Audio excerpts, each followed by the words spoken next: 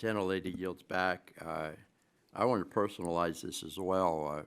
I have a severe disability, a visual disability, and I waited till I was, probably my parents wanted me to wait till I was 18 years old before I got a valid driver's license.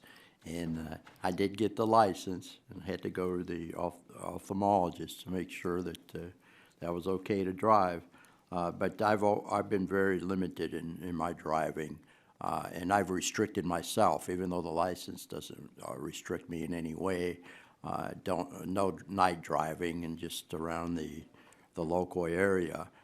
But you know, if we had these self-driving cars, I would not be restricted. And who knows in the future if I can qualify to get a license because of the disabilities.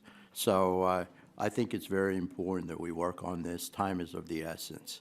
And I appreciate the bipartisan work that we've done in the past. And I want to get this done for the American people. So in any case, now I'm going to yield to my good friend, the ranking member, Mr. Pallone, for his 5 minutes of opening statement. Thank you, Chairman Bilirakis. Autonomous vehicles hold the promise of improving safety, expanding mobility, and growing our economy for the future. Fortunately, our nation holds a competitive edge in developing and deploying these technologies. According to KPMG, the United States is among the top 5 most prepared countries for AVs. By contrast, Japan ranks 11th, Germany ranks 14th, and China ranks 20th. But we must preserve and expand this advantage by charting a course that is also in line with the fundamental American values of safety, equity, and workforce protections. AVs will not save lives if they do not operate safely and adhere to state and local traffic laws.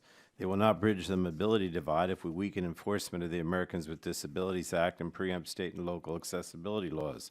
AVs will not benefit society if crash victims and their families do not have the right to seek justice in the courts. And AVs will not create jobs and grow wages if we don't address how AVs may displace workers.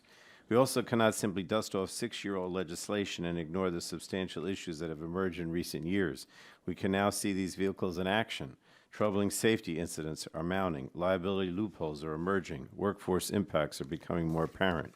So I appreciate the Republican majority's willingness to discuss drafts authored by Representatives Dingell and Latta at this hearing today.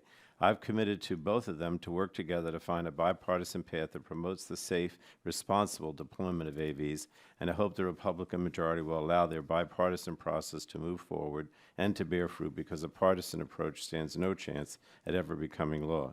But I'd now like to yield the remainder of my time to Representative Dingell, the author of one of the discussion drafts, who continues to push us that we must address this and pass some legislation.